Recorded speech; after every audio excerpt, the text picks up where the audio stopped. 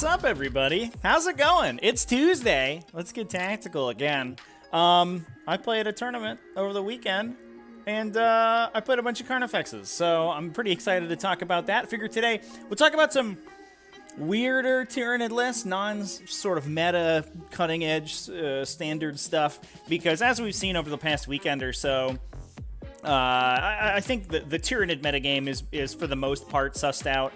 I mean, you're probably playing Leviathan if you want to do psychic stuff, or you're playing like Kraken if you want to be faster, and then you're playing Harpies and Raveners and stuff like that. But it's like whatever, man. It's, you know, what? Who cares about all that stuff? We're gonna talk about Carnifexes today. We're gonna talk about lurk biomorphologies, some weird stuff you can do with that. I'm gonna talk about my games from this weekend. Hope everyone had a good weekend. Hope everyone's ready to talk some Tyranids. Thanks for everybody for coming and hanging out with me. And I think we'll keep this kind of an open discussion. So if anybody, you know, has any questions, throw them up in chat, and we'll do some hanging out. It'll be a good time, chat. I'm super pumped. First off, before we get too far into it, I do have some housekeeping stuff to take care of, because we got a lot of very exciting things happening. No Tactical Tuesday this week. Or Throwdown Thursday, excuse me. Our Throwdown Thursday last week was an absolute disaster, and I do apologize for everyone who sat through it. We had so many technical problems. I was flustered. Some mistakes, some rules mistakes were made. It was not the greatest game of Warhammer 40,000 ever played on stream. So this week, though, I'm going to be traveling, so I'm not going to be around on Thursday, so no live stream. But that's because I'm going to be going to Motor City Mayhem this weekend, and I'm going to be co-commentating with Lyle from Death or Glory Wargaming over there. That's going to be on the Death or Glory Wargaming Twitch channel. So if you want to go, head on over there. I posted it up on the stream schedule for this week. You can go give them a follow. I'll also be reposting it on my own Twitch channel. And yeah, we're just going to be talking 40k. It's going to be, I think, a full 9 rounds of 40k. It's a 160 person major. So big old event. It's going to be a good time. And I'm excited to be commentating for it. So that's going to be super sweet. We also have coming next weekend is going to be a local GT that I've been invited to go stream as well. So fingers crossed we'll iron out all of the technical problems we were having earlier. And I'm going to be commentating that one as well and live streaming that. That will probably also be on the Twitch, but if you are one of those people who is adamantly against streaming on Twitch, those will be going up to the Tactical Tortoise replay channel. That's youtube.com/tacticaltortoisetv. So it's basically the Twitch URL, but it's on YouTube. There's also a link to that in the channel page here, so if you go to scroll to the bottom of the channel page, you can get that. Give us a sub over there, and that's where all of the stream VODs go to live. And so you can watch those. We have hundreds and hundreds of hours of 40k battle reports and live gameplay and stuff like that. So you can go check that out over there. Anyway, that's all very exciting. So I'm pumped. Hope everyone else is pumped. I'm excited to get going, to you know, do some traveling, to go to a big major. It's going to be my first, I think, larger than GT event that I'll be playing at, or that I'll be participating in. I think I've sort of been tangentially around larger events for work and stuff. But I think it's going to be the first larger than GOT event since like Nova 2019 for me anyway. So that's pretty exciting.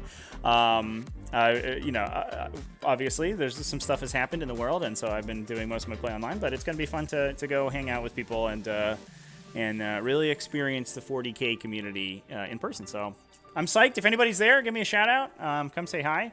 And I think it's gonna be a good time. So anyway, question: does the Screamer Killer gun have blast? It does, yeah, it does. It's a big D6 blast weapon. That gun's sick, by the way. Screamer Killer gun is super duper cool. Let's talk about some Carnifexes and stuff. So I played an RTT this weekend, and this RTT used some pretty interesting and unique mechanics, which I'll talk about. It's actually at a venue that I played at previously, although the last time I played there, it was the Crusher Stampede era, so I was playing Crusher Stampede stuff. Today we played basically still Crusher Stampede, but it was with the new Tyranid Codex, because we took a bunch of Carnifexes. You can find the list that I played either down in the video description or exclamation point list in the chat. We'll get you a link from our nice little bot there, and you can follow along with me when we while we talk about the list. But I played a Hive Fleet Behemoth list, and that was specifically, I mean, there's synergy with the Carnifexes there, which I think is appropriate because Hive Fleet Behemoth is supposed to be the Carnifex Hive Fleet, and the +1 strength specifically gets a Carnifex in addition to adrenal glands up to strength 8, which is a very important breakpoint, and in addition, they get access to Lurk Biomorphs. You also get the psychic power for +1 to wound. So your Carnifexes have the highest damage output of any of the sub-factions. On top of that, you also get that Lurk Biomorphology. Now, when you're trying to build a list that's like focused on these monster-heavy stuff, more often than not, you're going to be trying to build into a Lurk Biomorph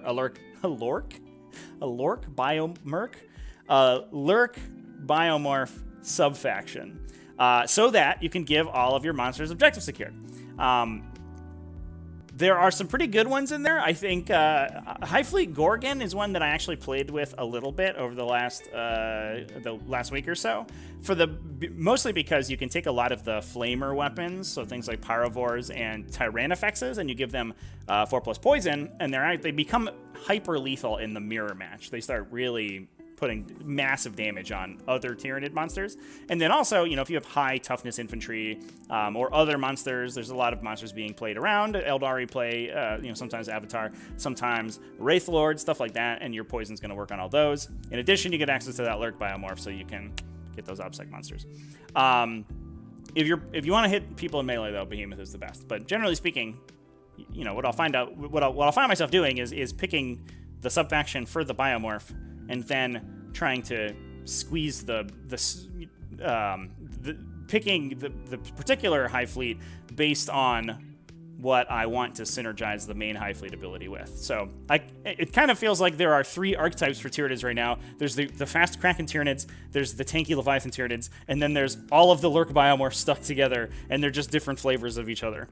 I don't know if that's other people's experience, but that's definitely how I've been experiencing things for sure.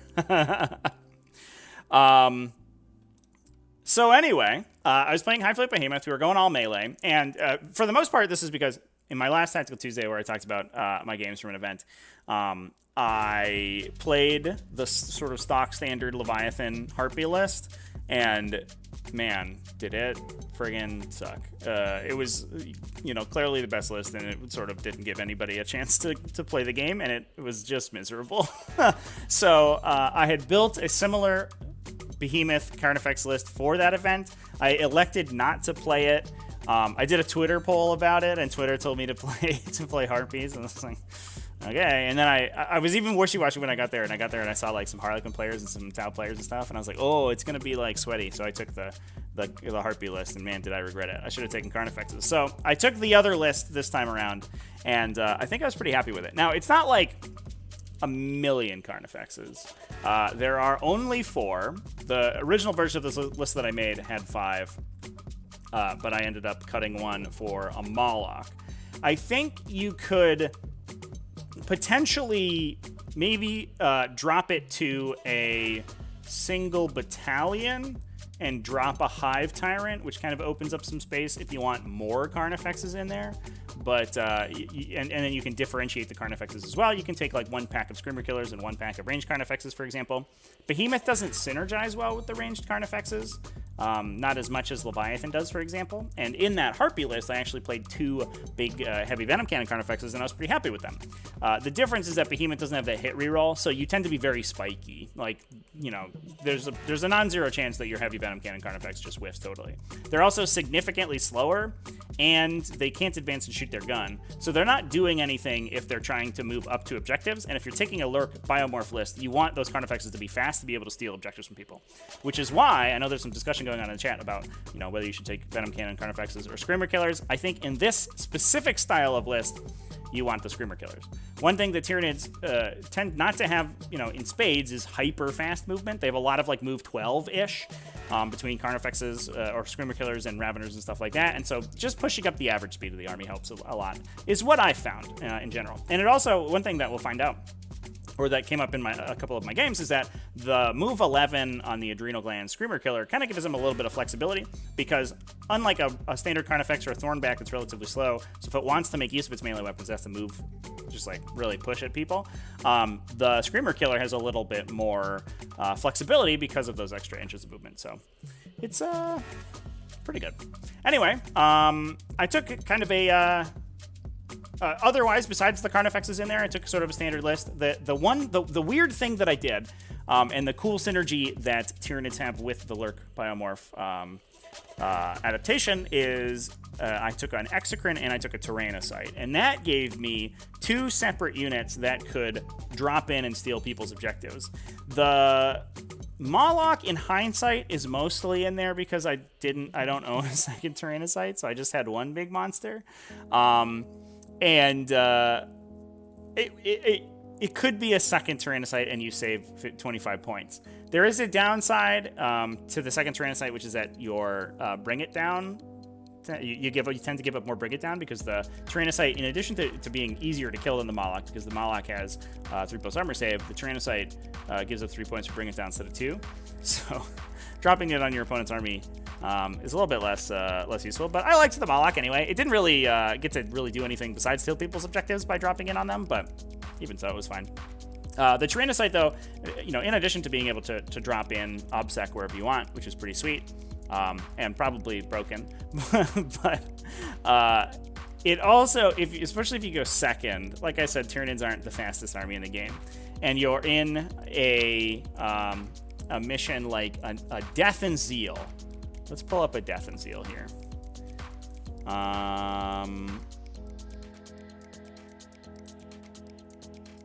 So the corner deployment missions. Here we go. Thank you, Wahapedia. You're the best. Here's a nice Death and Zeal. And one thing that I found is that, especially if you have Telestrator's not on. Perfect. There you go.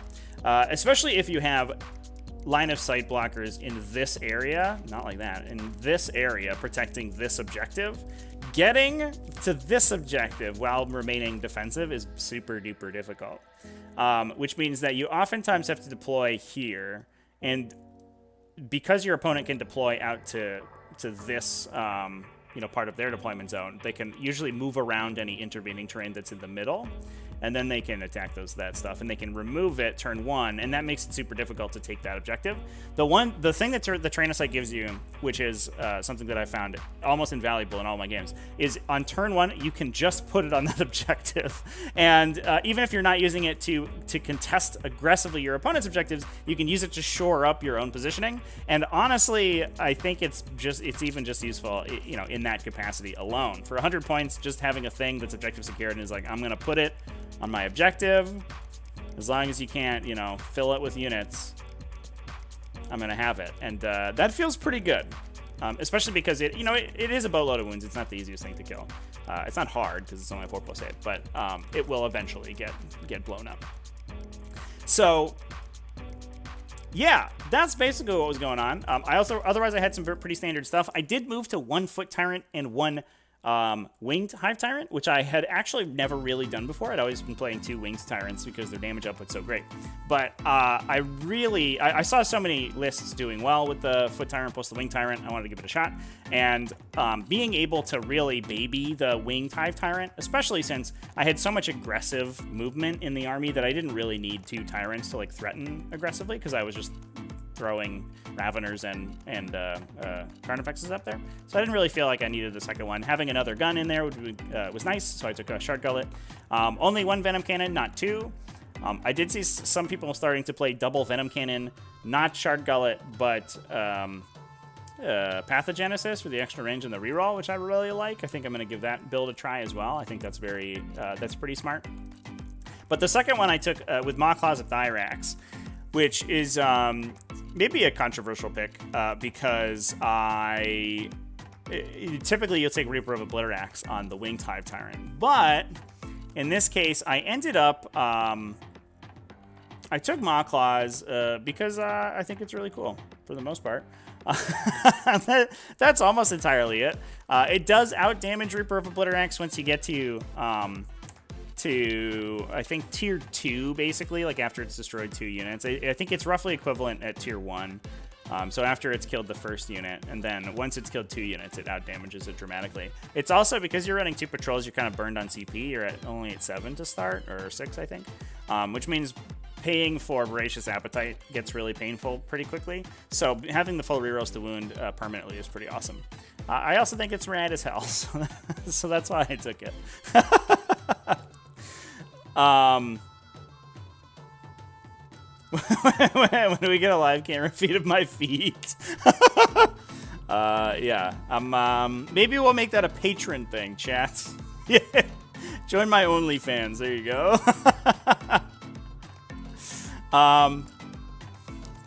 Thoughts on Jormungandr Carnifexes dense cover plus Spore Cyst for cover and buried in weight. I do like the burrowing Carnifexes, the deep striking Carnifexes. We talked about that last week, and I think that's really cool.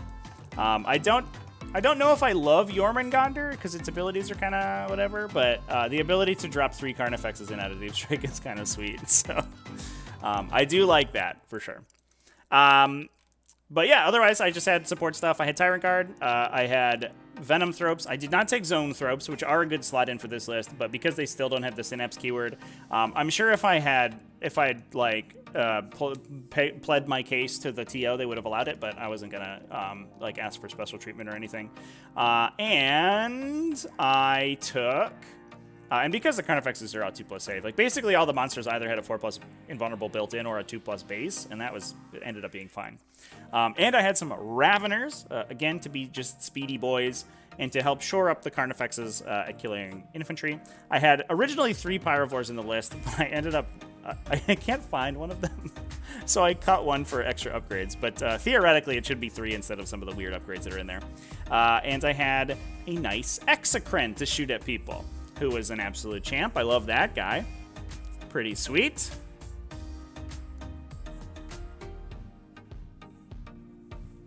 Imagine playing an army where you can say something because it's cool and still be competitive. Yeah, welcome to the upper echelon of the metagame, chat. We can take fun off-the-wall lists, and they are still at least sort of playable, which is kind of fun. So anyway, that was my list. Let's talk about how it did in all the games.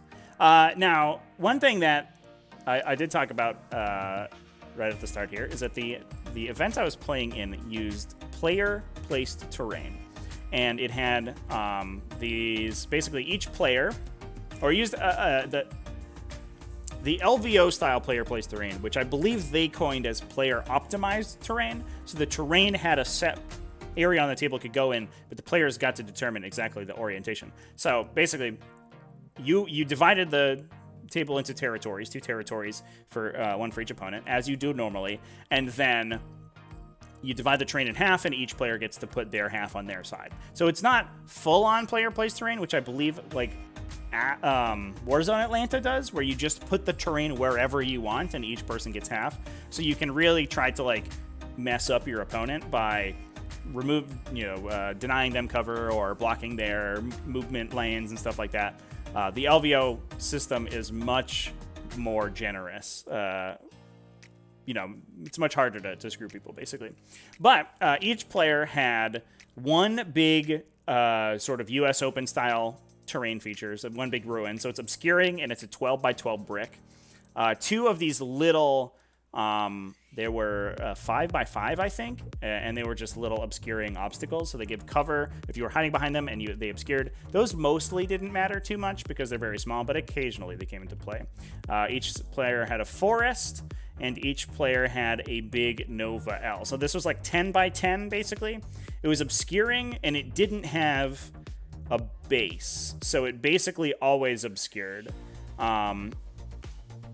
But it was a defense line, I think, so you couldn't really prevent charges through it because you could engage it 2 inches through the wall. So you had kind of best of both worlds in terms of line of sight blocking. And I will give a little bit of a spoiler here for my games chat. this army felt really, really strong, and I had played some practice games with it, and it hadn't felt that's as strong as it did. And I was kind of wondering why, and I think the reason was this player plays terrain mechanic.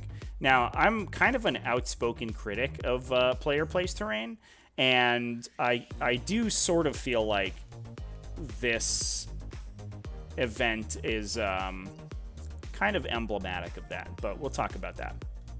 Essentially what it did is, because I had, and maybe this is the particular terrain pieces that were used in the tournament, or maybe it's not, maybe it's just player plays terrain in general, I couldn't tell you. But essentially, because we had both a US Open Ruin, which used the obscuring keyword to block line of sight, but could be oriented, because you have total control over where it's oriented. It could be oriented such that the three-dimensional pieces on the ruin itself were not impeding your movement, which is the big downside of stuff like Carnifexes in US Open, is that the US Open terrain usually has, for example, it would have a big wall here like this, which means that Carnifexes could hide behind it and they could move around, but if they wanted to hide inside, they'd then have to move all the way around, which means that getting, the farthest you can up the table for a non-infantry, non-flying unit is very difficult. For these ones, I get to orient them however I want, which means I don't have to worry about the wall impeding me if I'm hiding behind it. I can just basically move directly through. And because I get to put it wherever I want, I can put it so that essentially the Carnifexes with an advanced roll can just reach an objective from where they are hiding behind it and not really be impeded by the terrain at all. So in almost every mission, I got to hide all the Carnifexes in threat range of the center objective, which is pretty powerful. Probably way too powerful. I don't know. And maybe it's just because they're Carnifexes. If they were box dreadnoughts or something, it wouldn't have felt quite as impactful. But man, did it feel sort of abusively good. And that's what I have to say about that. Now, to compound that, I also had, both players also had the other piece of terrain, which was the big L, which is breachable and pretty easy to hide infantry, inside, basically. So I could use that to anchor the Hive Tyrants. And because it was true line of sight blocking, in addition to just being a big thing, I could use it to anchor the winged Hive Tyrant especially. So I could have Tyrant guards somewhere either inside the building with the Hive Tyrant jumping back to them, or I could just have them somewhere else and the Hive Tyrant just jumps back and hides behind the building. Which meant that I had this sort of insane pressure into this area of the table, and because I got to set up the terrain over there however I wanted, there was nothing my opponent could do about it without having indirect fire. And even, if they did have indirect fire with the new indirect fire rules, I don't even care that much, because I'm -2 to be hit now if I'm out of line of sight, and I'm most of my army's a 2+ save with +1 for indirect fire, so I go to a 1+ save. I think player plays terrain is broken, chat. It's too good. and maybe it's the list I was playing, but I really don't like it because it sort of made some of the games feel very, very easy. Games that I definitely would not have felt as comfortable on US Open layouts were just kind of a breeze. And I'm going to put my foot down and blame player plays terrain for that because it's a little city. I need to make a video on why player plays terrain sucks because I hate it. Well, there you go. I think to kind of encapsulate my thoughts on it is that I think the armies that can abuse terrain the best tend to be the best armies, right? So Eldar, Harlequins, Tyranids, right? Probably top 3 armies in the game right now. And because they're all fast, they all have flying units or, fast infantry and stuff like that. They can all abuse line of sight blocking terrain the best. I guess Tau also abuse terrain because they want to hide behind it, but then jump out and shoot you. And those armies are already the best in part because those mechanics are very powerful. And player plays terrain gives total control to the player of using those mechanics, which means that if your army is already good on heavily terrained tables, player plays terrain just ensures that every table will have heavy terrain. And it's just the rich get richer, right? You can set up to perfectly execute your game plan, and if your army is better than your opponent, then your game plan is already going to be more, already going to be superior. And if you can execute it 100% of the time without fail, you just win every game. So I don't know. That's my thoughts. I don't think player-placed terrain has any place in 40k, and I'm gonna stick with that. Opinion for as long as I keep having personal experiences that reinforce it. For Maw Claws, would I take Bone Sword and Lash Whip or Scything Talons? 100% Bone Sword Lash Whip. I, in fact, would say almost 100% of the time you should take Bone Sword Lash Whip. You should almost never take Scything Talons, in my opinion.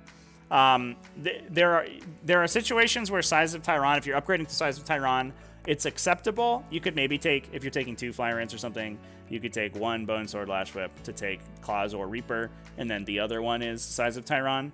But 2 damage is too small on the Scything Talons. They don't roll out enough attacks to make up for the lower damage and the loss of reroll ones.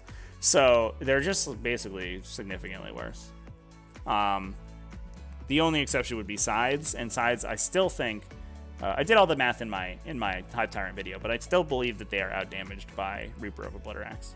So there's not really a reason to take them. Plus Reaper of Obliterax is more consistent because you get a bunch of rerolls, which is great. All right, let's talk about the games themselves, chat. We've talked about the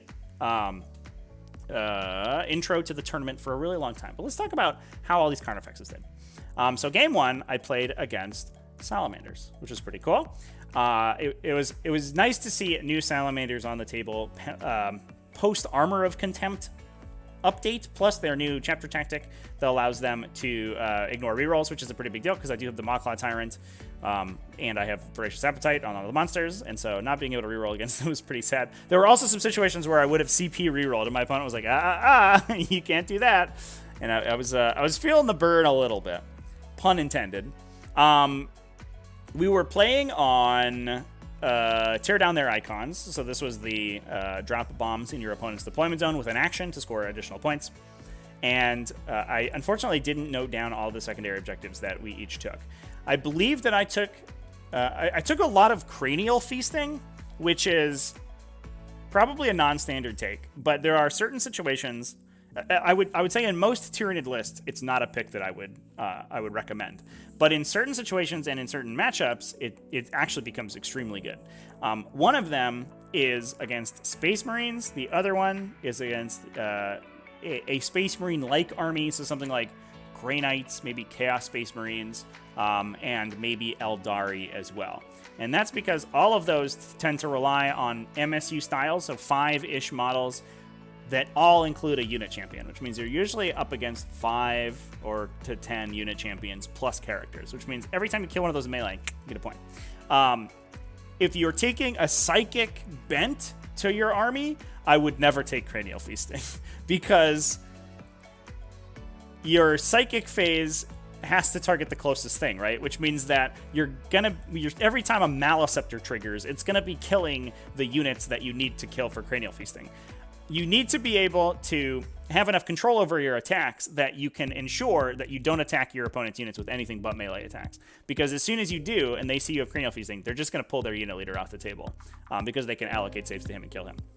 But in this behemoth list specifically, I have lots of fast melee and I have limited shooting. And the shooting I have is relatively long ranged and can target other stuff, which means I'm not hyper incentivized to like pile on shots where I don't need them.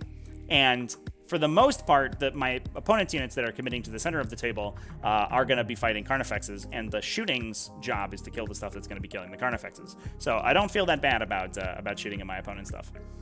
Whereas if I was taking, a million billion big guns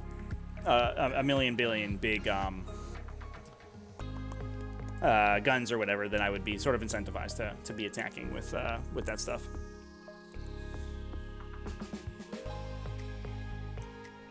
You can't use GW open terrain pieces with player placed. It's a crazy big obscuring piece you can hide and feed in the center. Well, every player placed terrain system has large obscuring pieces that can feed into the center. The difference is that the US Open one has openings you can move through, which is I think an artifact of the obscuring rule, right? And I mean, even even if, what I had to do was take an L or something that was like this and place it here such that the Carnifexes could just move around to the middle of the table, the same thing would happen. I don't think it changes too much. This just made my life easier. But I think a slightly different player plays trade situation, you could have the same layout. I just think you gotta get rid of that mechanic, dude. You can't put it in a competitive tournament. It's so bad.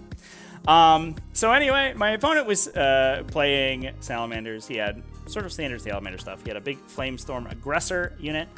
He had a couple units of Incursors and stuff like that. He had a big Terminator unit.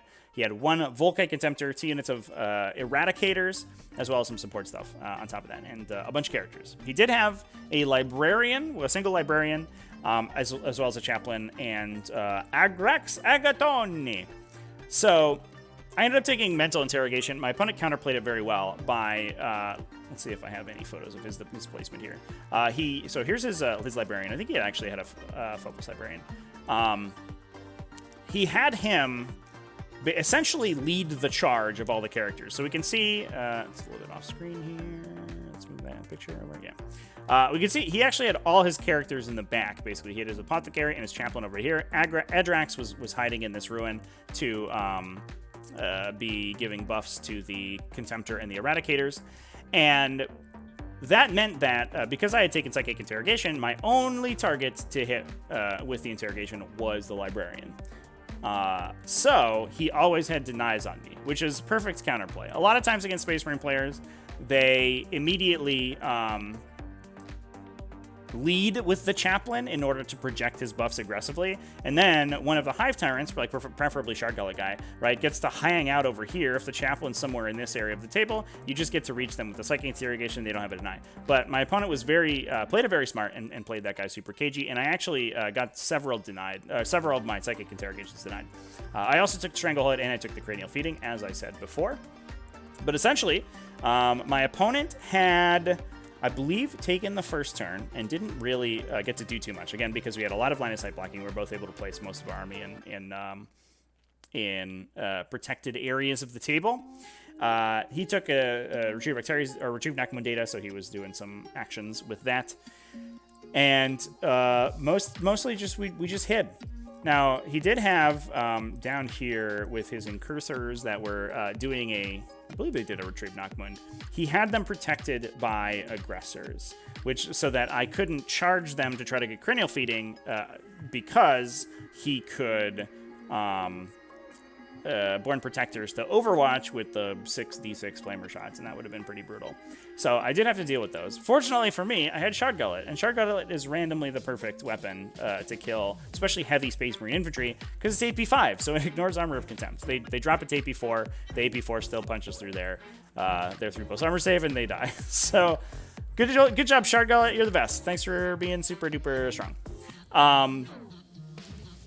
So essentially, me and my opponent both played relatively conservatively. He had thrown the attack bike up to the center here, put the Incursors up to do their action, and then protected them with the Aggressors. I ended up shooting the Aggressors to death between the warriors that were over here, as well as the Shard Gullet guy.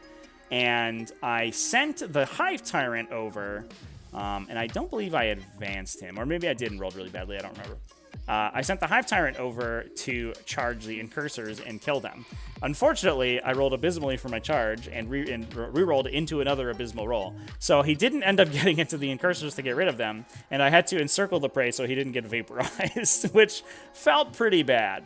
I also snuck the Raveners into the center objective to steal it. They ended up killing, I think between them and the shooting from the Carnifexes, ended up killing the attack bike that was there, so I didn't need to charge them. And then I also pulled them off the table as well to score Stranglehold for free. Now, I did have the that unit would have been vaporized by the Volkite Contemptor back there if I'd left them out, so that would have been bad. But I did have all the Carnifexes out. They're protected by the Venom Tropes, but they were out into the open this turn. And I was sort of hoping that my opponent would commit, we would have a big fight, and then the Carnifexes would eventually win because they're really good at fighting Space Marines. What my opponent did, I think, was the correct play, though, and just played super duper cagey. Basically, didn't give me anything to shoot at. Kept the Volkite Contemptor way in the back, and kept basically his entire army hidden behind the terrain feature, and didn't give the Carnifexes anything to do. The Volkite Contemptor started shooting into them. They are -1 damage, so they're tough to knock out with Volkites, but the mortal wounds do pile up eventually, and he was able to do 3 or 4 damage to one of the Carnifexes with it. It had no missile launchers on it, which was pretty useful for me, so I was pretty happy not to get shot by the big D6 weapons, but I did get hit by the little ones, and I was feeling the burn a little bit there. I was able to start picking up units off the top of the table here with the Shard Gullet, but I lost a couple warriors in the warrior unit, and a Carnifex had been, I think, taken it down to about half health. And I realized that I didn't have any way to push up the table. I didn't have any targets, right? So I would have to run for a second turn up the table with the Carnifexes, get them to somewhere like here. And my opponent had, as a sneaky trap, basically left all of his Eradicators in this building back here. So the Eradicators could have popped out, just vaporized, 1 to 2 Carnifexes. The melee goes in, probably kills another one. And suddenly I've lost the fight for the center. So I was like, seems bad. I did throw my one Carnifex down here, just started making his way over to this objective, like a sneaky little secret mission guy. But as I was talking about previously, that move 11 on the Screamer Killers gives them a lot of flexibility, and they all ended up basically just running back behind their big line of sight blocking piece of terrain. I declared a Moloch drop. I think it was this red die here was the Moloch token, and I dropped the Tyrannocyte into the center objective turn 2 so I could take it. Basically just passed turn. Killed a couple of models with random shooting and then said go. I was putting defensive buffs onto the Execran, and he was wandering around the table. I think he fired into there was a Vanguard veteran here he could see, so he fired into the Vanguard veterans and shot 8 times and missed 6 of them. So it's like, good job, you big idiot. That kind of forced my opponent to do something. He pushed out with some of the shooting and started to peel some wounds off of the Tyrannocyte. But because I had, the big monsters in play to obstacle the objectives away, I figured that this was the turn to push. I had enough stuff essentially, again, my opponent had, he had moved up with a Eradicator squad to try to kill the Tyrannocyte. I think he rolled terribly. He left the Tyrannocyte very low, but not quite dead. And, they had to advance was the problem. So they were -1 to hit and couldn't double tap because they wanted to do something. I don't remember the exact reason that they had to advance. I think they couldn't quite get line of sight or something because they were in the back here and they had to advance over here. That might have been the problem. But because they were committed now, so I could start hitting them. And I was bringing up all of the reserves that turn anyway. I figured that this was the turn to push out. So all the Carnifexes broke cover. The Encircled Hive Tyrant had come back last turn. It didn't really have anything to do because nobody had moved up into its threat range. And the other Carnifex, you can kind of see it over here, did make a charge with a reroll onto the... there was an Intercessor squad over here, and he ended up clearing those out. So at this point, I was able to push into 4 out of the 5 objectives on the map, and my opponent was really in a tough spot. So he had ended up pushing out 1 Eradicator unit, which again, I believe failed to kill the Tyrannocyte for some reason. The Exocrine picked them up, which was pretty lucky. The second unit popped out on my opponent's turn and killed the Carnifex that was down at the bottom back there. Otherwise, I was just taking a little bit of tickle damage from the Volkite Contemptor for the most part, and the Terminators had moved in to try to finish off the Tyrannocyte. But the Tyrannocyte just refused to die somehow. I think it had been eating Volkite Contemptor shots, was saving them because they have no AP outside Devastator Doctrine. And the Terminators kind of biffed their roll a little bit and left it on 1, I believe was the sequence of events. So somehow it had survived. The Carnifexes went in, vaporized the Terminator squad. And from there, we were basically just trading blows over the center. The Vanguard veterans went in, I think also left the Carnifex on 1 or 2 wounds. I was able to get a Carnifex into these guys with a big advance roll. My opponent did overwatch me and had the rerolls from Adrax Ekatone in the back there and ended up, I think, leaving him on 1 wound. with the Overwatch. This is a little scary. I had catalysted him, I think, just in case it happened. And the catalyst ended up saving him, but then I was able to clear out that squad as well as the Vanguard veteran squad. I got a bunch of points in the end there. The Hive Tyrant actually went in and cleared out the Bike Chaplain as well, who was, I believe, my opponent's Warlord. So we got the Warlord points on the for Cranial Feasting, and we started to make up a bunch of score on Cranial Feasting. But from there, my opponent wasn't really fast enough to be able to move up aggressively and retake those objectives. So by the end of the game, I think 2 of those Carnifexes in the center had gone down, but my kind of beta strike was able to clear things out. I'm just going to grab my final score here. Jormungandr Deep Strike 6 Carnifexes with +3 to charge, rerolling with the Lictor in the strat. Is it viable? It's so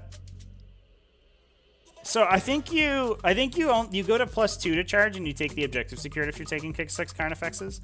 I think it's a meme. I wouldn't say that I think it's like super strong. Part of the reason is that obviously it's screenable, right? Your opponent can just put stuff in the way. You're only melee on the Carnifexes, although you could take like a mix. You could take sort of standard Carnifexes and have some with guns and some with melee, but in order to deep strike all of them. But the getting the Lictor in there for the additional +2 is really awkward. So your opponent can screen you. You sort of cede control of the table to them because so much of your army is off the table, and then part of the combo is predicated on delivering a Lictor, which it itself is probably not deep striking. It could be, but even then, you then need to roll a 9-inch charge for the Lictor itself. You need to be like otherwise booking a Lictor up the table and hoping your opponent doesn't kill it. There's a lot of failure modes in the list. Do I think the list like would never win? No, I think it's fun and cool, and I think that it's not too bad. Carnifexes are efficient enough that you're not that worried about it, but I wouldn't say that I think it's like super duper competitive. I'll probably play it at some point because it's like fun as hell. For sure. All right. I am getting my score. So that game, I ended up a nice 91-51. I lost, I think, a couple points on. I think I got a 12 on Cranial Feasting because I'd gotten the Warlord, I'd gotten the other thing, and then I got I think it's like 5 unit leaders in the Chaplain in melee. I got in the CP generation, and I'd lost a couple on Psychic Interrogation because the Librarian kept denying it, but otherwise we scored out max, which is pretty good. That was to 51 on my opponent's part. Started to lose primary pretty hardcore towards the end of the game because he could only hold that one objective. I think going back to the start, I wasn't quite sure what was happening with my opponent's terrain placement. He had this big castle here in the back here, right, for his Eradicators, which, like we talked about, did affect the game. So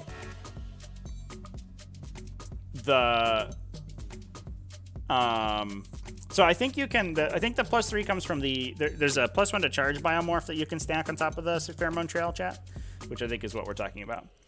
I don't know off the top of my head if Jormungandr can take both of those because I don't remember all of the adaptive traits, but I believe that they can.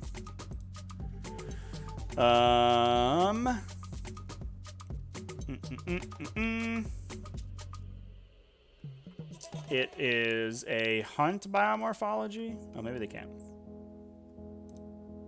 Oh, yeah, you can. Yeah. So you can. So it's +2 from Pheromone Trail and +1 from what's it called? Augmented Ferocity, which is a pretty good sub-faction ability, to be fair. +1 to charge base. But again, like, the obsec's so good. Like, you're giving up objective secured for that, which is like, in addition to the deep strike strat, is the other reason to play Jormungandr is you get lurk biomorphologies. So, but anyway, what I was saying was that I don't think that this was the correct placement for my opponent. I think he was maybe a little bit worried that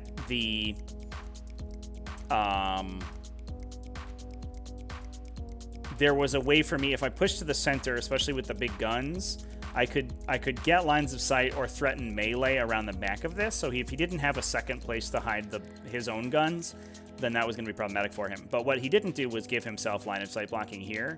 And if you just move this to this objective, I don't really have a good way to shoot these guys. And on top of that, because it's a giant wall and all my stuff is monsters, I basically can't charge them either. So that immediately means that I have to like drop the Moloch or something on that to contest it, and then my opponent gets to kill it with Meltas or whatever. So I think that immediately probably cost my opponent, I would say, maybe 3 turns of primary objective scoring over the course of the game. You could also you could just put this one here if you're worried about the Eradicators getting hit, and then you could put this here, and you have basically the same thing, although the monsters can move through it potentially to get to them. So that one's a little bit less consistent, but I think that was a big part of why I was able to take this objective so easily, which definitely changed the game a lot. Lictor only needs an 8. Yeah, so it's an 8 with a Shard Lure, probably. But again, it's like this huge wombo combo, right? And if they've already, like... And you'd also need to Deep Strike the Lictor somehow. So either the Lictor's also in reserve with the strat, or they... Oh, you can bring them out of terrain, right? Is that how that works? I can never remember the new Lictor Deep Striking abilities. I know they come off table edges.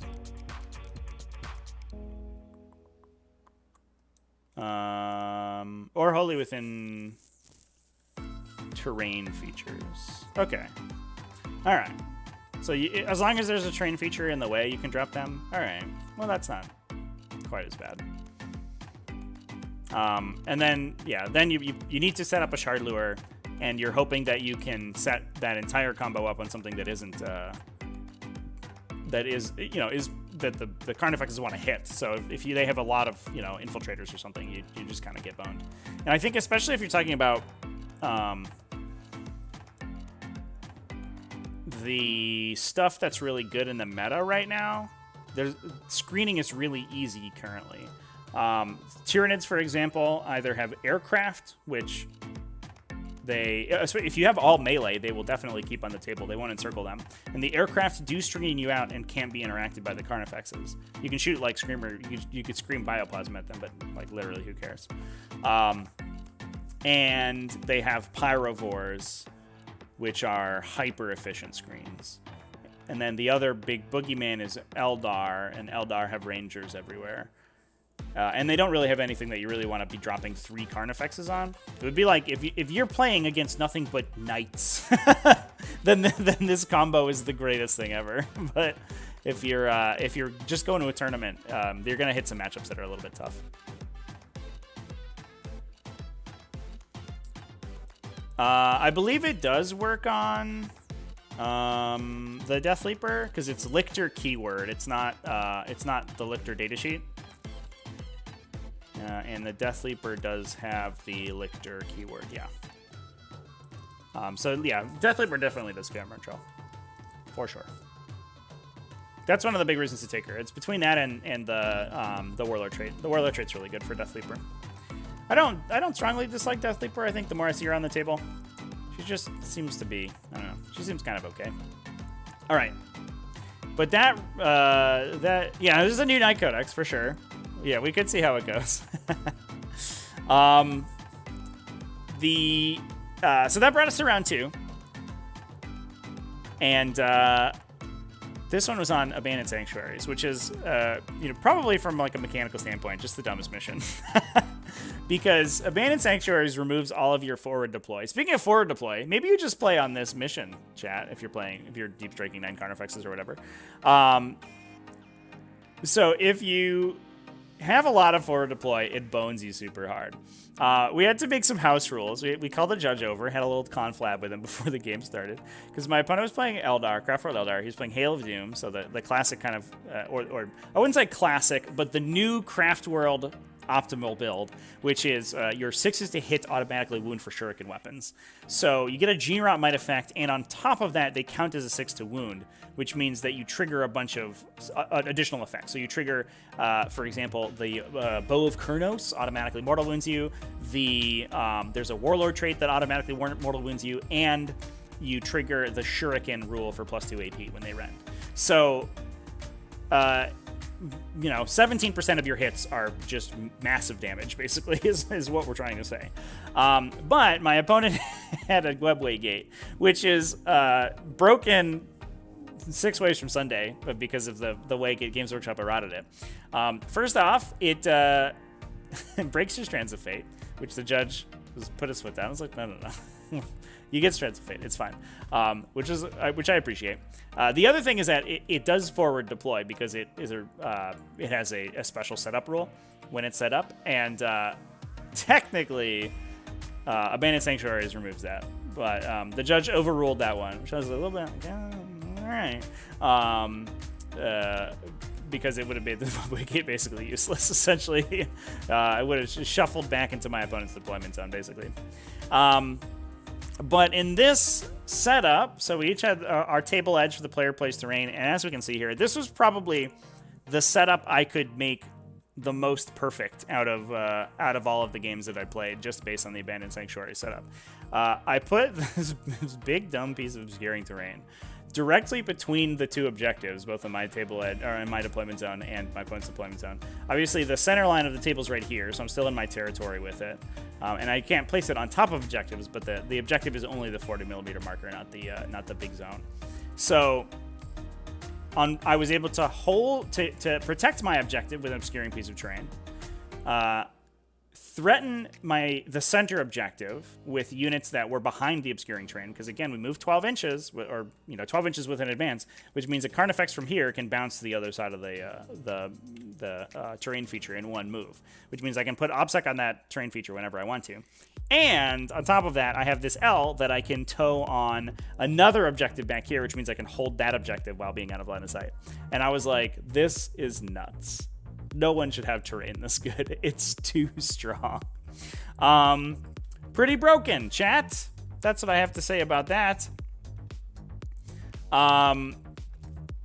So yeah, anyway, I ended up going first, and I elected, because my opponent had ended up reserving a lot of stuff into the Webway Gate. He had 2 units of big units of Dire Avengers. He had 1 medium-sized unit of bikes. He had 2 units of Swooping Hawks.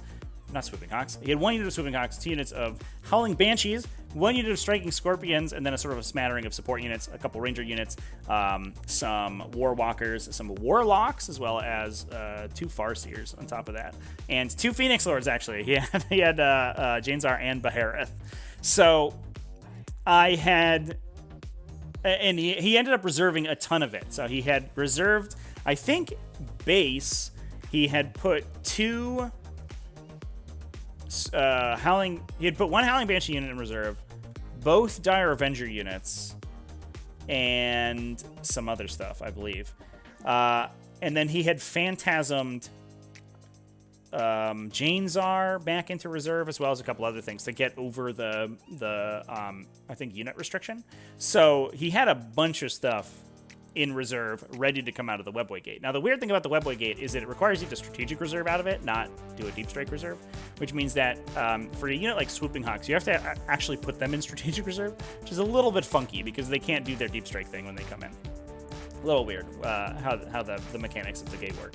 But because my opponent had so much off the table and was sort of preparing to beat a strike, essentially, I didn't feel too bad about just running directly up the middle. Oh, he also had 2 D cannons that were hiding behind this thing, which were a pretty big deal. Now, in hindsight, what I didn't do on turn 1, and I absolutely should have, is just dropped the Tyrannocyte next to the D cannons and charged them so that they didn't constantly, at the very least, I would have forced my opponent to deal with a stupid Tyrannocyte, which, especially if you're shooting shuriken weapons at it, they're almost as good at killing a Tyrannocyte as they are a Carnifex, outside of cannons. And so forcing my opponent to turn around a bunch of like stupid guns and shoot this thing was going to be good for me. But also it forced him to bleed a bunch of CP, falling back and shooting with them. So Should have done that turn 1, definitely didn't, and they did like 7 damage to a Carnifex, so I felt a little bit silly about that. But I had Catalyst on my Carnifex in the front here. My opponent, I took a picture of round 2. This is after round 2, so things went south. My opponent ended up, I think, auto-6ing in advance with the Howling Banshees over here and charging into this guy.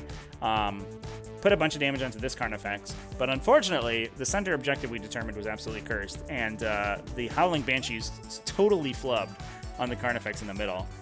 They were Will of Azurian, so my opponent was able to continue to take it from me, so I didn't continue to lose a ton of points, but or I didn't continue to farm a bunch of points, but I still had my 2 objectives that I was able to protect with the terrain features, so wasn't feeling that bad about it. But because this Carnifex had survived, that was a pretty big deal, because I then was able to switch into Hive Tyrant Imperative and allow him to fall back and charge. So I basically, as a response, was able to jam 2 Carnifexes right through the center. Now, I rolled a little poopy on turn 2.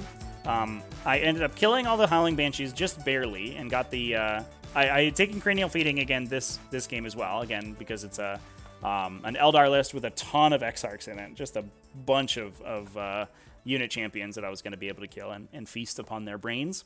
I killed that unit in melee. I believe I killed it with the Venom Thrope unit and got the buff to regenerate CP. But, I should also probably mention, I think, let's see if I took a photo on the first turn. This is bottom of the first turn. What I did miss is that the Hive Tyrant had actually 6th in advance roll and went into a unit of Shining Spears and clipped them out and then encircled off the table. So that was pretty lucky. I did end up alpha striking my opponent pretty hard. And then bottom of round 2, he had dropped back in to sit next to the Tyrant card.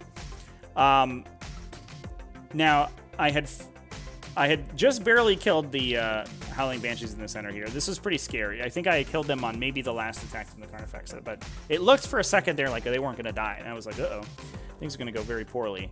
I also fired a ton of ranged attacks into the Wind Rider unit, the bike unit, which was 6 models, I believe, and had formed a little protective bubble around the Farseer in the middle who was casting offensive debuffs on me. We were getting doomed and jinxed pretty hardcore. And unfortunately, my guns went totally wide. And that is the big downside of Behemoth over Leviathan. Obviously, you do get the upsec and you do get the +1 strength, but you lose out on that hit reroll, which is so crucial for a lot of these Tyranid guns because they're so low volume. So I think Shard Gullet biffed it. He like rolled double ones and missed two shots and maybe killed one guy. I had a Venom Cannon Warrior over here that was surviving who I think killed one guy. And then the Exocrine fired, and I was like, all right, Exocrine, I just need you to pick up 4 bikes, please. And he hit like 2 times and killed one guy. I was like, great. Incredible. Thank you, team. So my opponent was able to continue to bubble wrap the guy in the center here, and I couldn't get to him with the 2 Carnifexes. They did blow up all of the bikes, and we did end up blowing up all of the Howling Banshees. I did, you can't see him, but I did drop the drop pod in back here and engage the, the stupid D cannons, so they couldn't shoot. And or they had to spend the CP to fall back and shoot. And I got the Raveners, the big advance roll, all the way around here. They also fired into the bikes, actually, and I think they did 1 damage. I was like, team, you're really killing me right now. They got into a ranger unit that was over here threatening this objective, and they blew it up, and then they hid basically behind that big wall that my opponent had placed there. So I was feeling pretty good, basically driving directly into the heart of my opponent's army. Here they are. Here's everyone back here. So the Rangers probably should have bubble wrapped these guys to force the Tyrannicide out a little bit, but the Tyrannicide did just drop next to them and engage them. And then the Raveners went in and blew up some Rangers that maybe should have been there. So my opponent kind of leveled the Beta Strike at me. This is, I believe, after the next turn. The second Howling Banshee unit went in and I think killed a Carnifex. The wounded Carnifex in the center here died. And the striking Scorpion unit went in and killed a Carnifex as well. My opponent also dropped Beherith out of the webway. Got a charge into a warrior.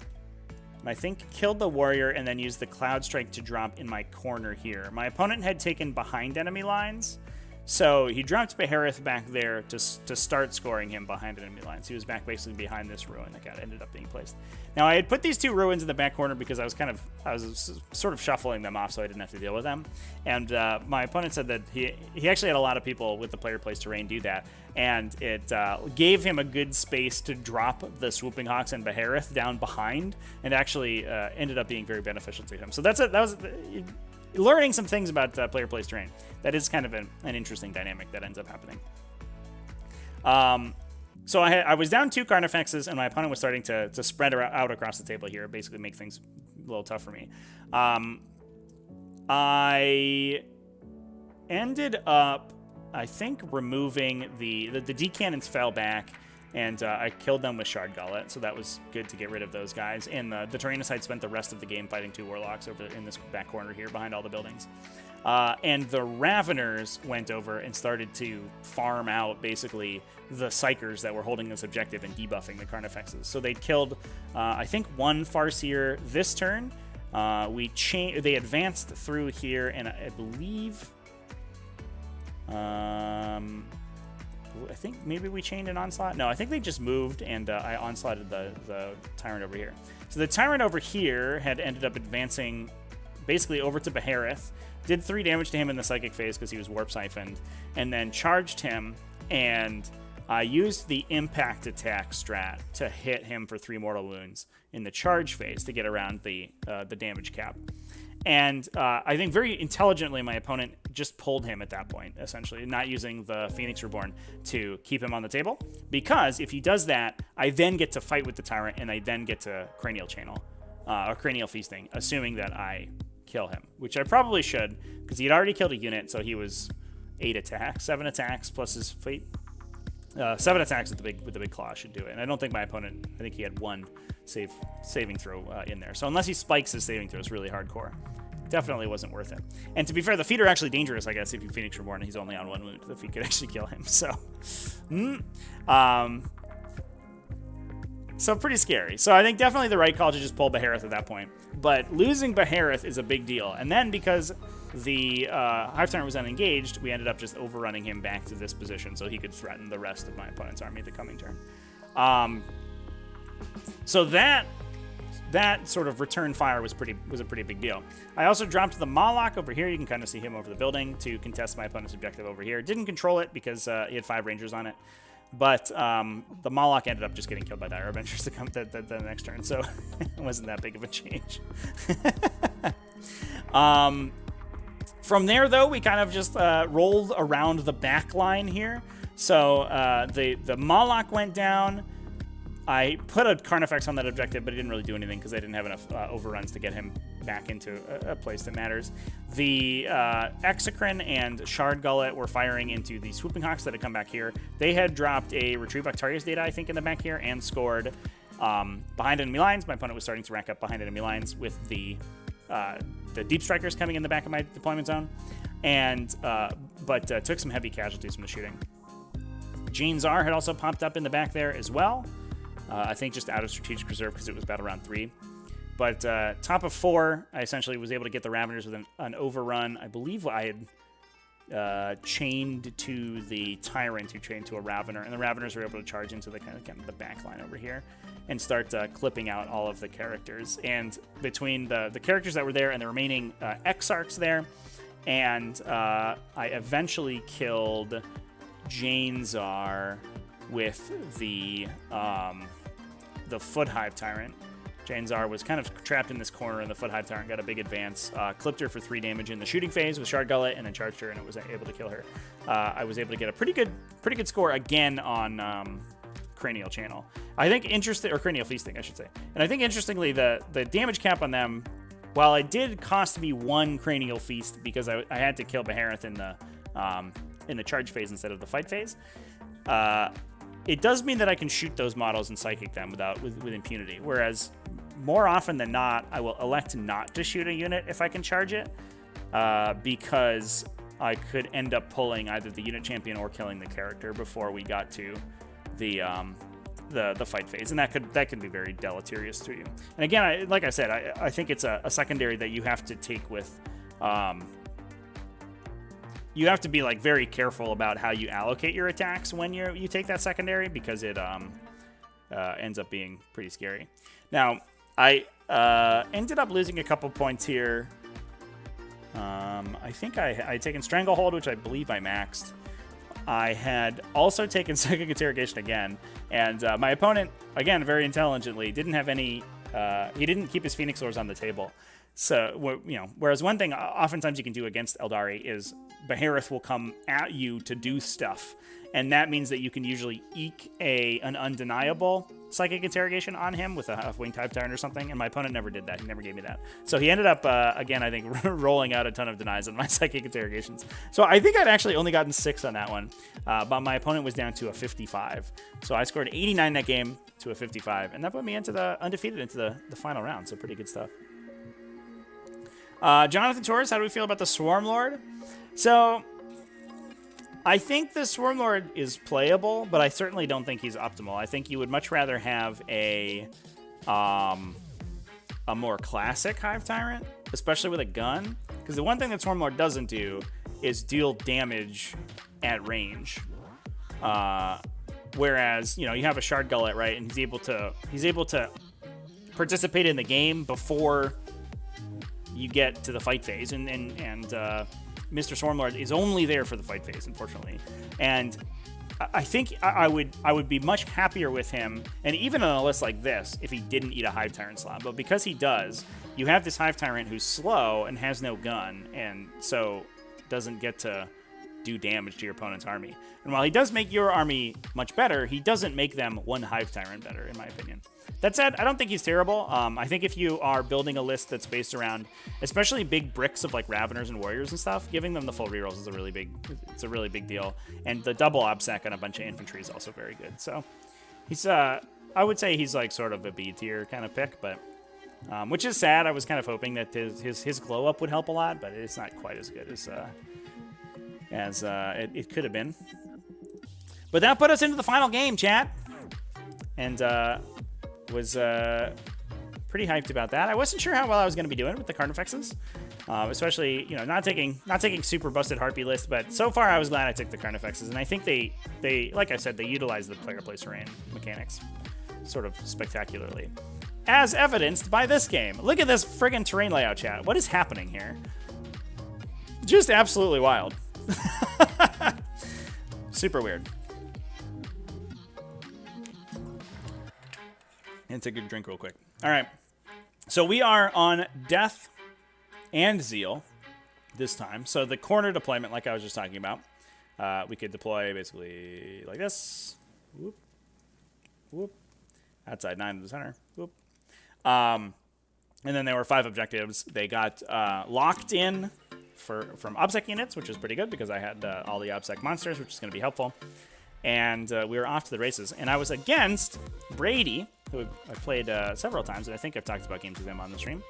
I keep trying to get him onto Throwdown Thursday. We'll get him eventually.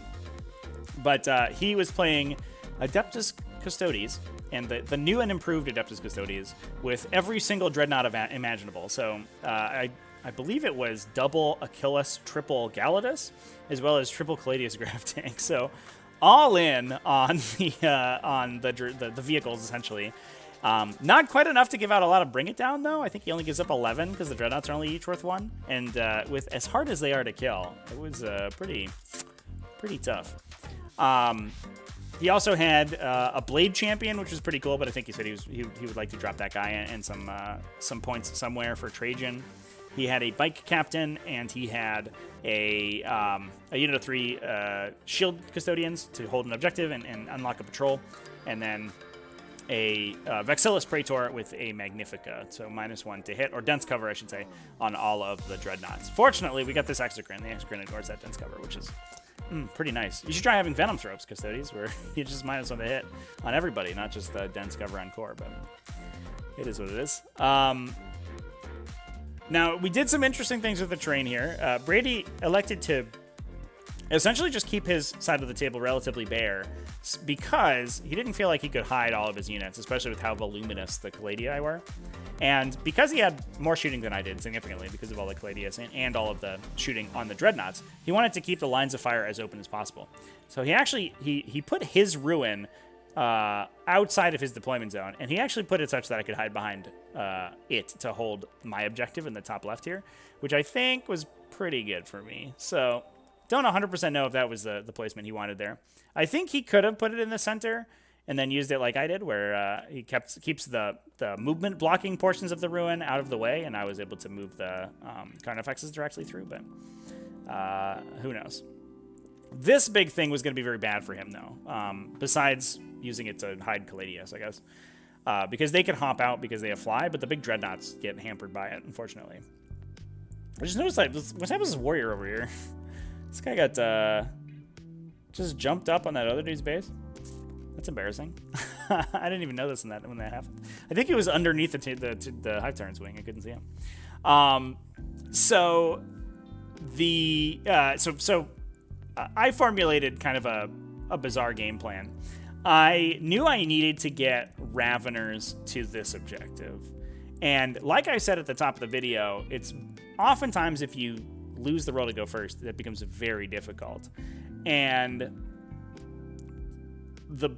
especially if the Raveners get shot turn one, because they're not that hard to kill. They will eventually die. So I put this this terrain feature right in the center so that I could hide in my deployment zone and cross with basically one movement to get to the center objective. I put the other one such that the apex of the tip here was within 12 of the objective, so I could hide Raveners there and they could just run to that immediately or walk to it immediately. I'd also put a Pyrovore up in the center just in case I wanted. In case I went first, I get to steal the middle objective for free. I don't have to put anything there. And we said go, essentially. Now, I did win the roll to go first this time again. And this is round 2. I must have missed the photo on turn 1. Ended up just dropping the Pyrovore in the center here. I had taken Raise the Banners high this game because I knew my opponent was very light on objective secured. And I essentially had to force a fight in the center because I felt confident about my ability to beat the Dreadnoughts in a straight-up fight. But if I let my opponent nickel and dime me with the Caladius shooting, I was probably not going to end up winning that battle, especially if they started hitting my infantry, because they're much better killing the infantry than they are the monsters. And I need my infantry to efficiently hold objectives, because if I lose them, then the monsters have to stand in the back and do nothing, and that's very sad. So I took very passive objectives. I took Psychic Interrogation because my opponent had no denies, and I took Stranglehold because that's easy, but then I also just took Raise the Banners high, so I didn't have to go anywhere to do it, basically. And that's why we formulated this whole convoluted plan to get a Ravener onto this objective. So I ended up going first, which made things much easier. The Ravener moved up, dropped a banner here. The Pyrovore ran out to the center objective to get Stranglehold. I think I towed out the Exocrine and fired with it, and it blew up. Its dice exploded. I think I used the strat to explode 6s, and I missed like one time and rolled 3 6s, and then I ended up hitting an Achilles. I fired at this one, I think. I hit this Achilles for 7 damage, which is pretty wild. But nothing else is really happening that turn.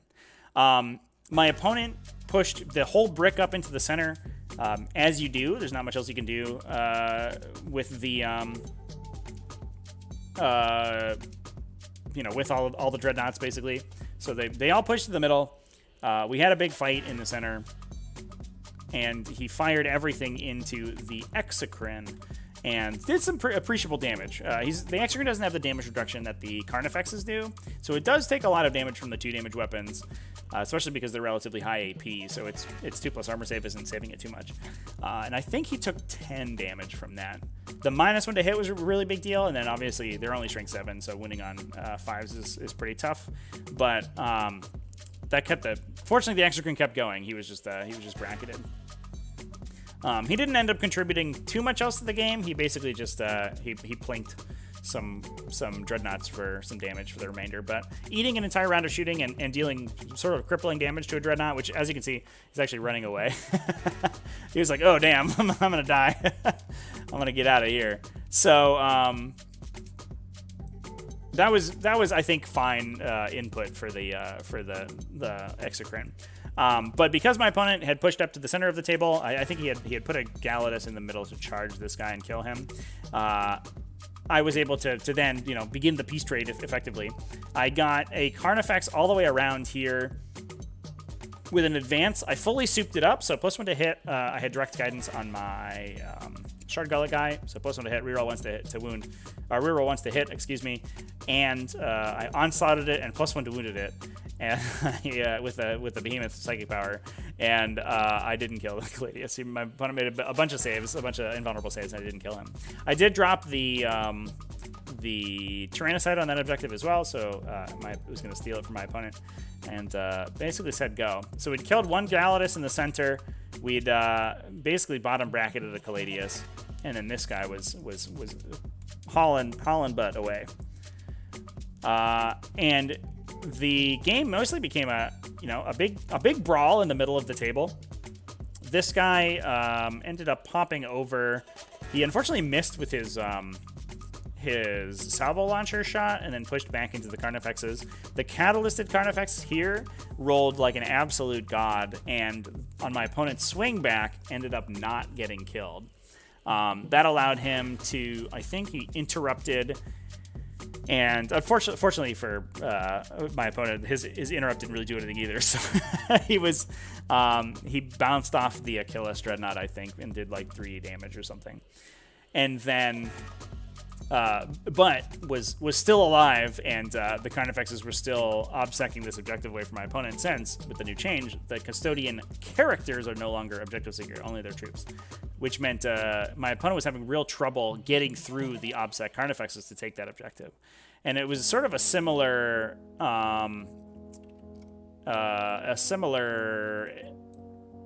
story over on the other side of the table here, where I was able to keep dropping the obsec monsters. There was the Carnifex and the Tyrannicide first. The Tyrannicide got shot to death immediately. The Carnifex eventually, I think, got killed by the Blade Champion, but then the Moloch was able to drop back in. The Champion hit him with a 6-inch heroic intervention, but wasn't able to kill him in 1 round because he's only 2 damage weapons, and the Moloch was able to take that objective again. So without being able to efficiently clear out the Carnifexes in the middle, they basically just won that fight, hands down. And my opponent lost this fight, or killed everything on the objective, but lost the scoring of the objective for 2 turns, which meant that I was able to hold these 3 for the majority of the game, rack up a big score on primary, drop my opponent down to 1 primary, and it was very difficult to come back from that. Now he made a good show of it. I believe at the end of the game, 2 Carnifexes got vaporized in quick succession. All of the stuff on this objective died. I think all but like 1 of my Raveners died over up on the top right here. They killed the Achilles that was super damaged, and all of my Warriors and Pyrovores died. So, as well as the Venom Throps, actually. So the Caladii came back and just blew my army apart. But at that point, it was going to be so difficult for my opponent to come back, to swing back into the game. I believe I ended up killing some of the stuff in the middle with the Hive Tyrant and then peeling back. This guy survived on like 1 or 2 wounds, and we were basically just at a situation where my opponent wasn't going to be able to kill enough stuff to recoup the primary objective point losses before the game was over. I believe that was round 4. So round 5, I was able to score a couple more Banner's points, but otherwise I maxed out my my primary very quickly, and I maxed out my Psychic Interrogation and my Stranglehold, and basically just lost out a couple points on Banners for a big 96-71 win. Oh, we got there, Chad. But I think full stop, I can thank the April data slate for that, because without the no OBSEC characters on the Custodian army, this mission is much different, because the matchup's much different, because the Carnifexes don't just automatically steal objectives away. And I think, having played against it, maybe I'm biased because I'm playing Tyranids, but it feels really brutal for the Custodian player, because they have very little access, very low access to objective secured. Their troops are very expensive, obviously.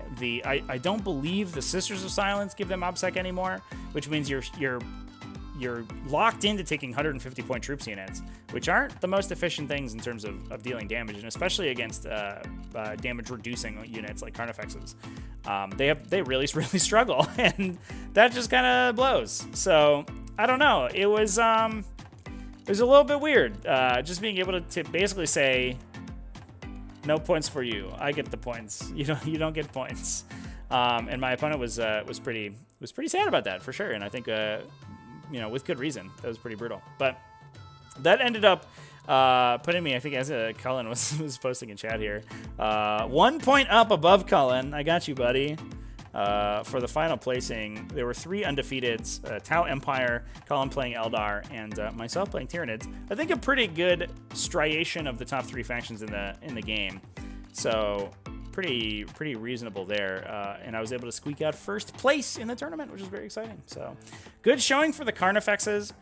Like I said before, I think player place terrain basically entirely determine the outcome of the event is kind of how I felt, because I was able to manipulate the terrain placement so well. Like, I have no idea what I do. Sisters are still OBSEC? Okay. Yeah, somebody was telling me that because the data slate says objective secure, Adeptus Custodes infantry, objective secured. I don't, because those are Null Maidens or whatever. And they're just included in the detachment rule. I don't know if they can do the thing. Can a T-side drop in anywhere? Nothing mentions it has to be 9 inches away. Correct, yeah. The Tyrannicite is unscreenable, effectively. Just can't be in engagement range, because you can never be in engagement range unless you charge, or piling, or consolidate. So you can set it up such that like all of its occupants die, because they can't pile out within 9, but the Tyrannicite can come in anywhere, which is probably a mistake. So one thing that you can... a video that I've been working on, as a little spoiler chat, a video that I've been working on and that I'm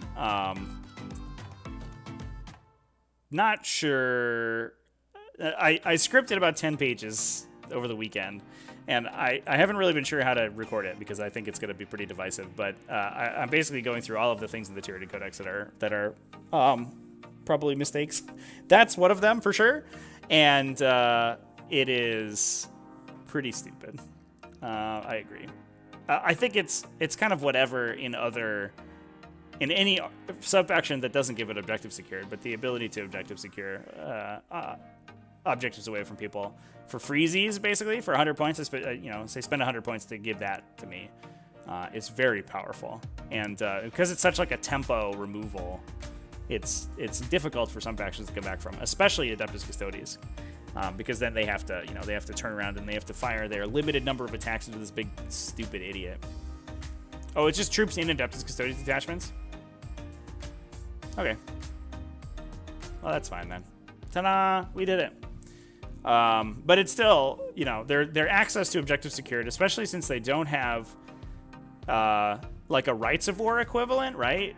There's no way to like aura out OBSEC, for example, which means it's so difficult to hold objectives with Custodes, which is not how Custodes are supposed to work. Custodes are supposed to be the objective holding faction, and they're so bad at it now, and I don't like it, chat. I would like to see all infantry be OBSEC for Custodians again. I don't feel like it. That wasn't the reason Custodians were broken. I'm gonna put my foot down and say that was it. There were situations where it was very difficult to interact with, especially when you bodyguarded stuff. But since they've changed the bodyguard rule, that was the most abusive interaction, was OBSECing with characters you couldn't deal with. And now that you can just shoot the character with a gun, it's a lot less abusive. So I think it's fine if they got their OBSEC back.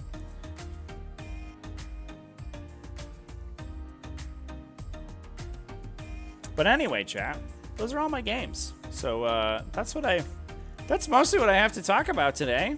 Hope everybody has any questions or comments.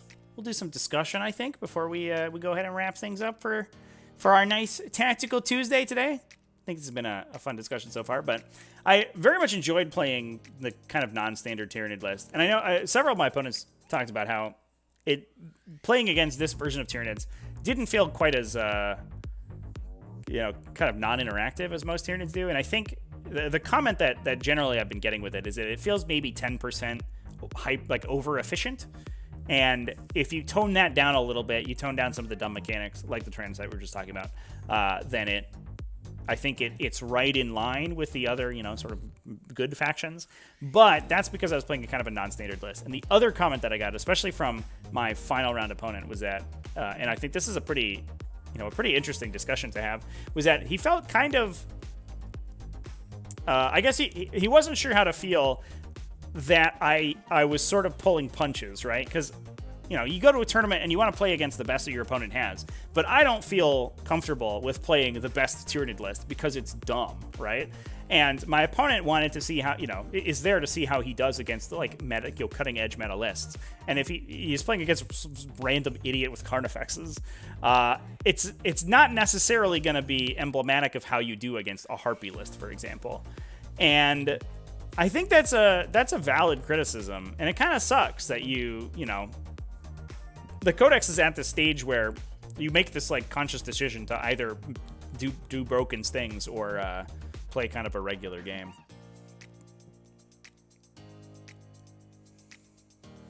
Custodes had to be kneecapped so other Space Marine factions can thrive. I don't know. Did they?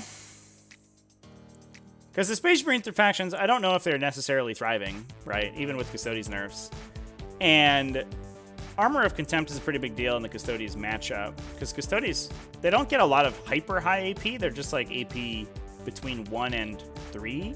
Which means Armor of Contempt is right in that sweet spot where it really affects things.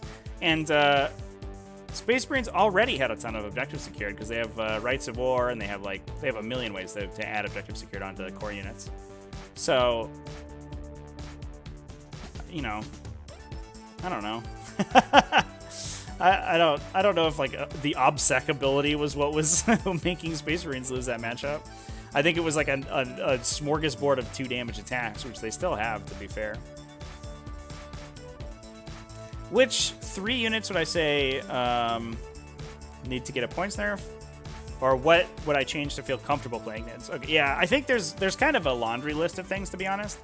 I think you have to throw and circle the prey into the dumpster. You have to do something big to it. You have to say no monsters. You have to say once per game. You have to, I don't know, one of the, say non-aircraft at the very least. I think that the stratagem needs to get changed a lot. I think there's some other, sort of balance things I would do. I think you change the Tyrannicide thing for sure. That's kind of stupid and probably an oversight. And then I think in terms of points changes, I would again hit Harpies. I would probably push them to 200-ish points. I would probably push Maliceptors to 200-ish points. I would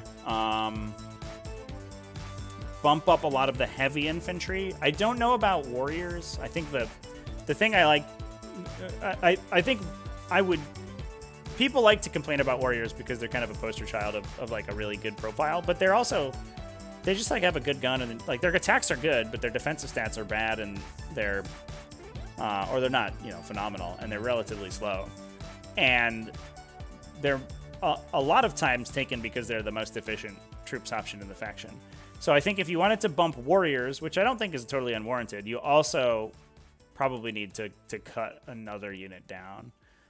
So I would like a points bump on warriors if we saw a decrease on Termagants. But then from there, there's other heavy infantry that need to be addressed. I think Venom Thropes should go up to they should probably go up 5 to 10 points. I think Raveners should go up 5 points to probably 5 points. And I think Pyrovore should go up 5 to 10 points. So it's a lot. There's a lot of funkiness with the Codex for sure. And once you start making those changes, though, a list like this starts losing 50 to 100 points. It starts to become a lot less abusive. Also, don't play player place train. It's stupid and bad. Tyrant Guard need better damage? No, I think Tyrant Guard are fine. I wouldn't change Tyrant Guard.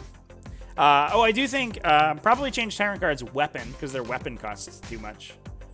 I think you make the upgrade to Crushing Claws like 5 or 10 points instead of 20.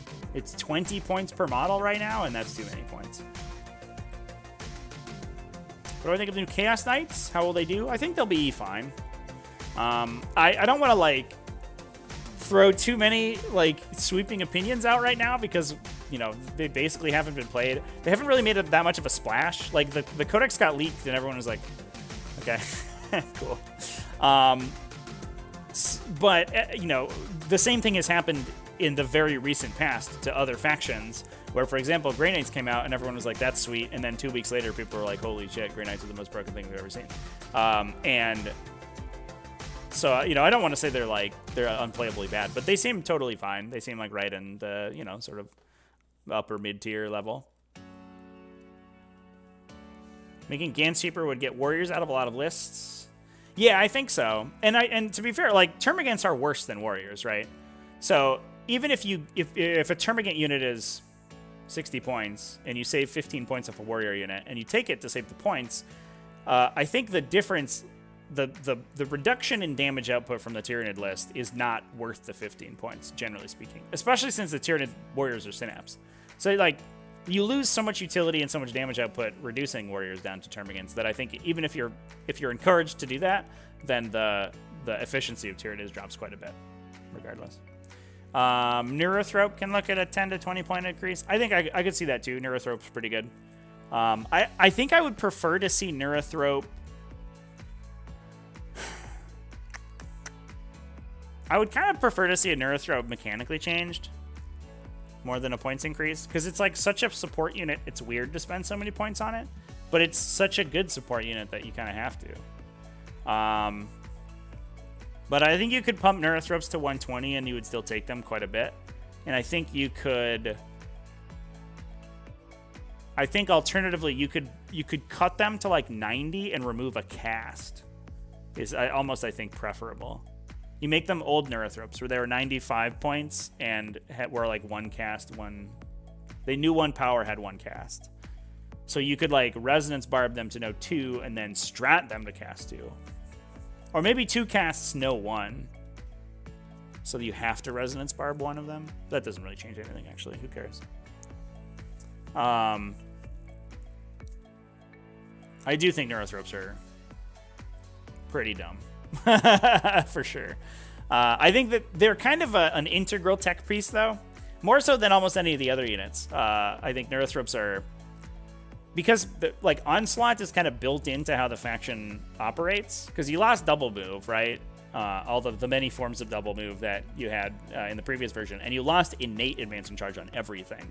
So you're sort of required to cast Onslaught to be competitive in Tyranids. So I like that there's a unit that just does it. The problem is that the Neurothrope also just does a bunch of other stuff, and that's problematic. He's like, I cast Onslaught automatically. And you're like, okay, I spent 100 points on a thing that can smite or make a thing advance and charge, like automatically, essentially. And those are pretty good abilities. He's basically a chaplain, and you pay that much for a chaplain.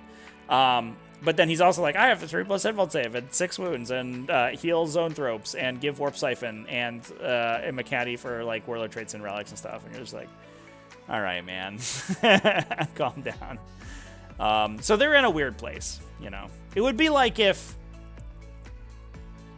it's like, I think it's like the question of like apothecaries, right? Because apothecaries for a while were like, you know, you had to take an apothecary every time you played a Space Marine list. And to be fair, I think that's still basically the case. You almost always take an apothecary. But they're kind of integral to how like a Space Marine big brick list plays. And if you nerf the apothecary, you kind of like the whole archetype falls apart. And I think Neurothropes are like that, except they have like 10 other abilities on top of them. So if you're like, Neurothrope's like 150 points, you're like, what are we doing? Whereas, I don't really know where I'm going, I guess. You could say an apothecary is broken and make it 120 points or whatever, but, you know, you're still going to take it, and you just cut the rest of the army, and you feel bad about Anyway. But that's what I have to talk about today, chat.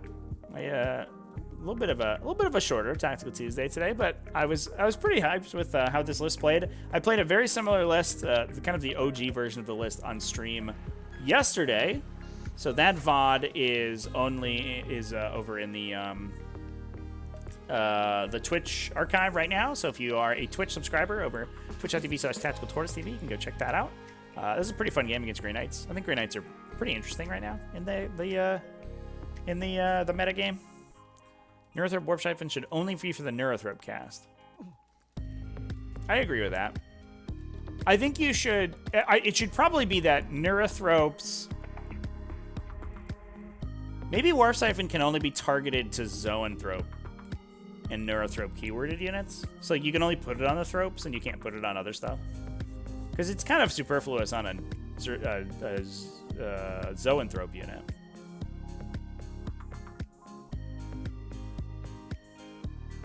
But the other thing that's weird is that the Neurothrope, it has Warp Siphon, which is like clearly supposed to go on itself. And it has +1 to cast built in. It's like, why do you have both? It's so weird. I don't know. I guess in the grand scheme of things, it doesn't really matter. Like the degree to which its cast automatically goes off doesn't make a huge deal. Doesn't make like a huge difference. But I guess like you are right. It's weird that like not only can it buff itself, but also other things if it wants to. Just one too many abilities on that guy. But in the grand scheme of things, I don't think the Neurothrope is like the broken thing in Tyranid army. I think it's just kind of it's just super good. But you know, if you're comparing it to Harpies or whatever, it's not quite the same. It's kind of like level 2 or 3 of the parfait of disgustingly broken Tyranid units. Anyway, chat, you can probably look forward to that video about Tyranid stuff being overpowered coming later this week. I think what I'm going to end up doing is basically just going through the stuff real quick. I'm not going to... I wrote a huge script out. I might make that for patrons if we want to talk about like every nuance in the stupid ways the GW has written the rules.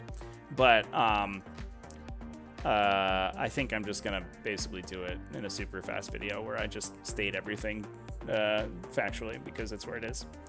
Anyway, we'll go ahead and wrap things up there. But thanks everyone for coming and hanging out with me. Talking about some Carnifex lists. Talking about some funky Tyranid stuff. I think it's good. I don't know what we're going to talk about next week. But again, I'm going to be live all weekend over at Motor City Mayhem. So you can come check out that with me over on twitch.tv/death or glory wargaming. And yeah, I'll be live tomorrow on Twitch. We do have a pod finals happening tomorrow, but I'm not sure if I'm going to be able to cast it because it's pretty late. But I should be live with regularly scheduled broadcasting, so that should be good. Anyway, thanks for chilling with me, chat. Remember to keep it classy, folks, and have happy wargaming. There you go. Just be kind to Carnifexes. I think Carnifexes are okay. You could probably pump Carnifexes like 5 points, but yeah, it's not like they're not super busted. They're just super good. All right, goodbye, everybody.